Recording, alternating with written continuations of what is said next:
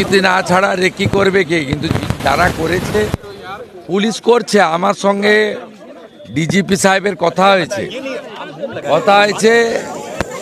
ওরা করছে, কিছু ক্লুও পেয়েছে, কয়েকজনকে ওরা তুলেছে এবং পুলিশ ঠিক যথাসময় বলবে আমার বিশ্বাস আছে। ওনারা সিআইডি, ফরেন্সিক এবং সিট সবটা করছে। আমার মনে হয় একটু ওয়েট করা উচিত। পুলিশ ঠিক লাইনে করছে। পুলিশ পারে, আমাদের রাজ্যে পুলিশ পারে না এমন কোনো কাজ নেই, পুলিশকে করতে দেওয়া হয় পর্যন্ত কোনো সম্পর্ক নেই। তিনি একজনের আত্মসহায়ক, একজন অরাজনৈতিক ব্যক্তিত্ব, প্রাক্তন একজন সেনা কর্মী। আজকে তাকে এভাবে পয়েন্ট ব্ল্যাঙ্ক রেঞ্জে গুলি করে মারার উদ্দেশ্যটা কি? এটা সম্পূর্ণভাবেই একটা পরিকল্পিত প্রতিহিংসাজনিত রাজনৈতিক হত্যাকাণ্ড। এর বেশি কিছু বলতে পারছি না, কারণ তদন্ত চলছে। তোকে এসে মারেনি। এত বড় যখন পরিকল্পিত হত্যাকাণ্ড হচ্ছে, তখন স্থানীয় দুষ্কৃতীরা বা স্থানীয় নেতৃবৃন্দ জানতো না এরকম তো ঘটনা ঘটেনি। অনেক কিছুই আছে, আমি বলতে পারছি না। সেম মোডাস অপারেন্ডি দেখা যাচ্ছে সত্যিকারের রাজু ঝা মার্ডার এই মার্ডারে।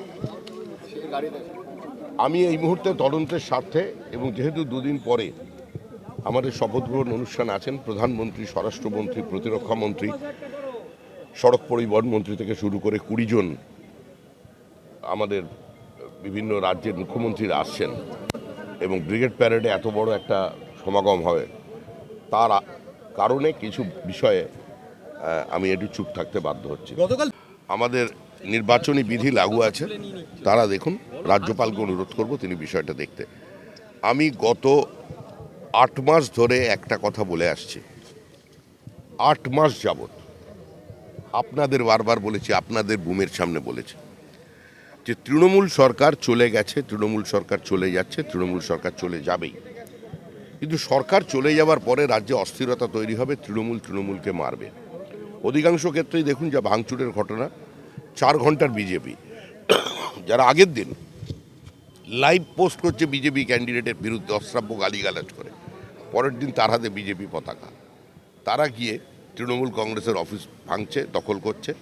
আর যারা আমাদের যুক্ত আছে, আমি আজকে বিকেলে তাদের দল থেকে তাড়িয়ে দেবো।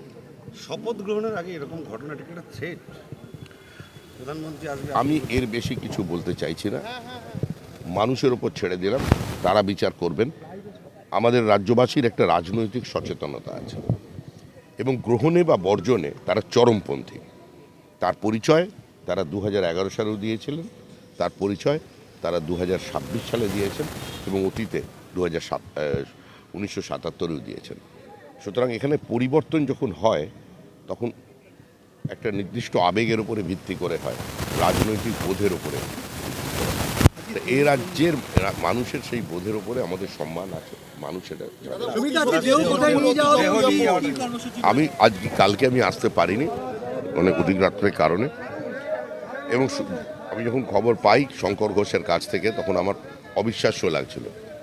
পরে একজন কলকাতার লব্ধ প্রতিষ্ঠ চিকিৎসক, তিনি ঘটনাচক্রে ওইখানে উপস্থিত ছিলেন, তিনি আমাকে ফোন করে জানান যে একজনের দুটো সরাসরি বুলেট ইঞ্জুরি আছে এবং সে মারা গেছে, ওখানে গুলি লাগলে কেউ বাঁচে না।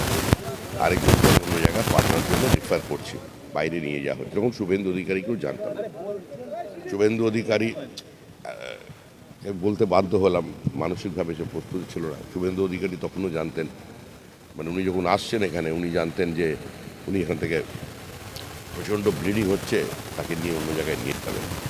আমি তাকে খবর দিলাম যে ও আর নেই। দুর্ভাগ্যজনকভাবে এই ঘটনাটা, ইনফরমেশনটা দিতে হলো। তো এটা অত্যন্ত মর্মান্তিক। দেখুন, এটা বলার ভাষা আমাদের কাছে।